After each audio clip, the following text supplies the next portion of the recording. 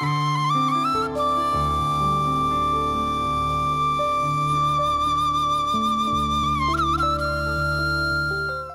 TV நேயர்களுக்கு இனிய காலை வணக்கம்.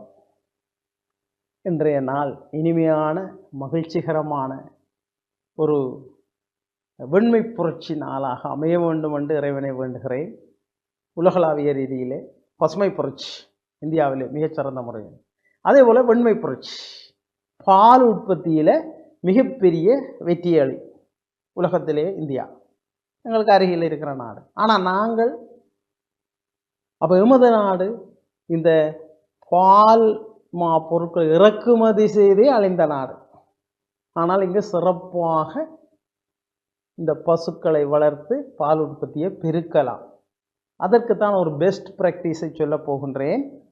முல்லைத்தீவிலே மிகச்சிறந்த முறையில் யுத்தத்துக்கு பின்னர் ஒரு நிறுவனம், பால் உற்பத்தி நிறுவனம், முல்லை நிறுவனம், நீங்கள் நெட்டில் அடிச்சிங்கன்னா வரும் முல்லை நிறுவனம், முல்லைத்தீவு மிகச்சிறந்த முறையிலே பால் உற்பத்தி பொருட்களை உற்பத்தி செய்கிறது.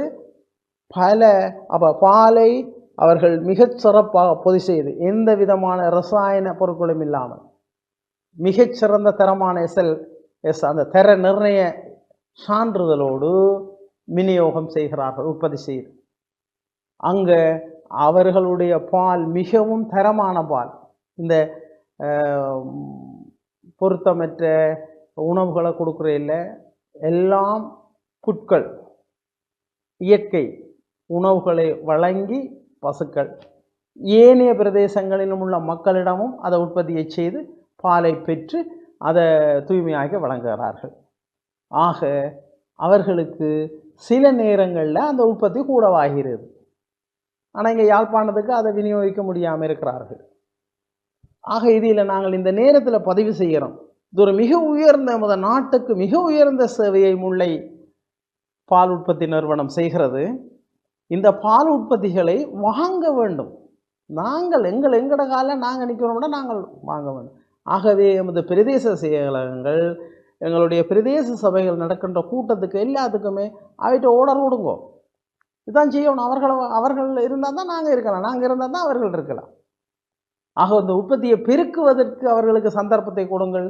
மிகச்சிறந்த முறையிலே குறைய விலையில் தரமான பால் உற்பத்தி பொருட்களை இந்த முல்லை நிறுவனம் விநியோகித்து கொண்டிருக்கிறது வன்னி பிரதேசத்தில். இனி இங்கால யாழ்ப்பாணம் பெறணும், அங்கால வவுனியா வெளியிடங்களுக்கு போகணும். அதே நேரத்தில் வெளிநாட்டு சந்தை வாய்ப்பையும் ஏற்படுத்தி கொடுக்க வேண்டும். இப்போ பல நிறுவனங்கள் அதை ஏற்படுத்தி கொடுத்து கொண்டிருக்கிறார்கள். ஆகவே இந்த இப்போ நான் பல தடவை இப்போ வவுனியாவுக்கு போவேன், இங்கே கிளிநொச்சிக்கு போகிறது, மாங்குளத்துக்கு போகிறது, அங்கே ஒரு கடையிலையும் பசுப்பால் குடிக்க இல்லாதான். யாழ்ப்பாணத்தில் ஒரு இடத்த குடிக்கக்கூடியதாக இருக்குது, திருநெல்வேலியோ யாழ்ப்பாணத்துலேயோ, அங்கே பசுப்பால் இல்லை. அப்போ பாருங்க, அங்கே தான் கூட பசுக்களை வளர்க்கலாம். ஆக இந்த விஷயத்தில் ஒரு புரட்சியை ஏற்படுத்த வேண்டும். இதில் எங்களுடைய விவசாய திணைக்களம், அதே போல் இந்த விவசாயிகள், அவர்களுடைய விவசாய அமைப்புகளுக்கு விழிப்புணர்வுகள் செய்ய வேண்டியிருக்கிறது. அந்த தொலைக்காட்சியிலே நாங்கள் விழிப்புணர்வுகள் செய்ய வேண்டியிருக்கிறது.